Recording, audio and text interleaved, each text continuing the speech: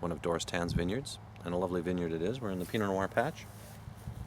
Admiring the color change that's just happening. We can see it's just started. So we have all sorts of color variation going on right now. The ones that are colored are probably about 12 bricks, just by taste on acid. And everything's going into veraison. So here we see challenges from last year's winter. October 11th last year we went from October 10th being plus 10 to October 11th being minus 10. And what we see here is very, very little crop. A lot of this got frozen down. This is Cab Sauv.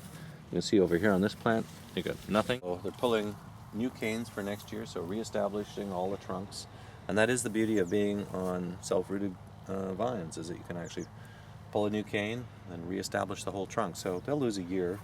Not completely, as you can see there's some crop, but yeah, next year will be better. That's the farmer's mantra. Are you the winemaker? I am actually. From over here? From Summerhill, yes. Oh, from Summerhill. My name's Val. Hey Val. Hello. Hey, how you doing? Nice to meet you. Nice to meet you. So just plucking some leaves? Leaves, yeah. Yeah, it's that time again. So what Val is doing right now is plucking leaves to expose the fruit, to get some sun on it, to make sure it's dry, and yeah, for color and flavor development. You can see the leaves on the ground, and it just opens up the canopy a bit. Potentially a challenging fall, depending on what the weather will be, but with any luck, it'll still be the best year ever till proven otherwise.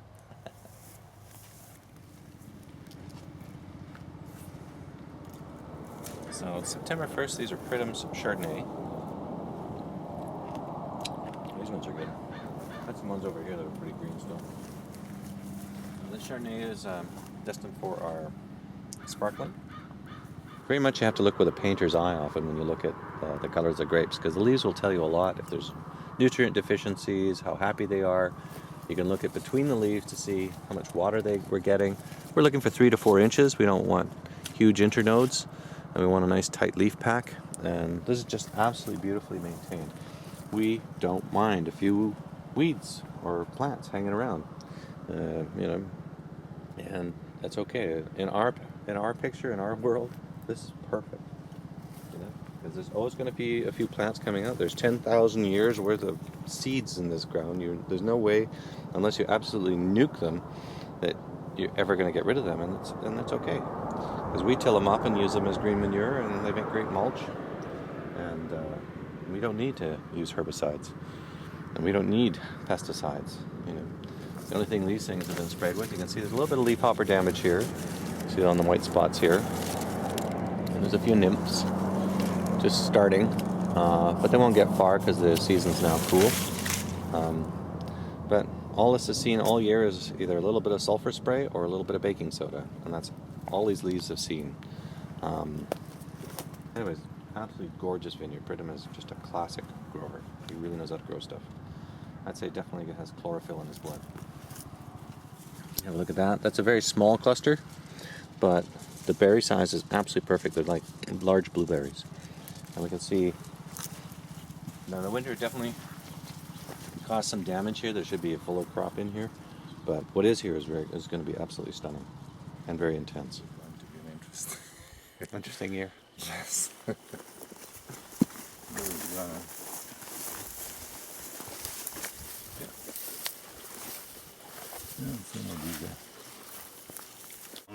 Safflower plants, they probably came up this year. Didn't bloom yet. And there is a fair bit of foliage on these. In amongst white clover. I mean, all this at one point was under white clover. But I find the white clover is, in some places it really does well, but in other places there's just no way you can establish it. A little bit of red clover that I planted probably about 5 or 6 years ago. Very strong, but it is great at nitrogen fixing, lots of organic matter. This here is black medic, and it is actually, eventually I think this is what I'm going to go with once I'm happy where the soil is. That's black medic? Yeah, when I no longer need to actually grow more organic matter. Mm-hmm. This will maintain the soil. It does contribute a little bit of nitrogen, but not too much. I mean, with veg, I find, especially in the Chardonnay block up there, you get a little bit too much nitrogen. Anyways, we're in Hans Bilter's vineyard, and Hans's vineyard is probably one of the best examples of somebody who's really gone out of his way to learn what plants to plant to really make for continuous fertility in the soil. And he himself will admit that he's made lots of mistakes, but he's got a lot of it right. And if you look at his soil now after decades of working on it, it's beautiful, it's soft to the foot. You walk in here and it's really soft underfoot. There's lots of humus, there's lots of organic matter. Look at the plants are really healthy, they're very happy to be here. You don't see nutrient deficiencies, you see a really nice color of green in the leaves and good consistency and growth. This is a really good example of what integrated plant management looks like without using any chemicals, without having to fight nature. He's working with nature.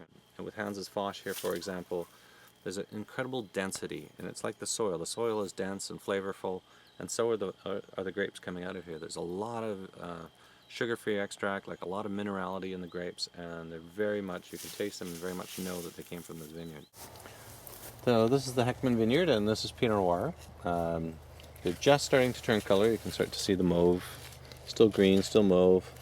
Maybe somewhere a purple berry. And on the leaves, we have kaolin clay, which is sprayed on here to protect against leaf hoppers. It's a natural clay, and it comes off, but not quickly, so it'll stay on well enough if it rains. And yeah, so this is right at the turning point. So within 2 weeks, these will all be dark in color. So it's quite a metamorphosis. In the middle of the vineyard here, in the Heckman Vineyard, Alfred puts in alfalfa, also known as lucerne, and it's has nitrogen fixing nodules on it, so it actually naturally and symbiotically replenishes the nitrogen need for the plants in the vineyard. These particular plants do, and the same with there's clover as well. Quite a clover mix in the vegetation here as well, which also do the same thing. So these are probably 6 weeks away to maybe even 7 weeks, depending on the weather patterns, from actually being fully ripe.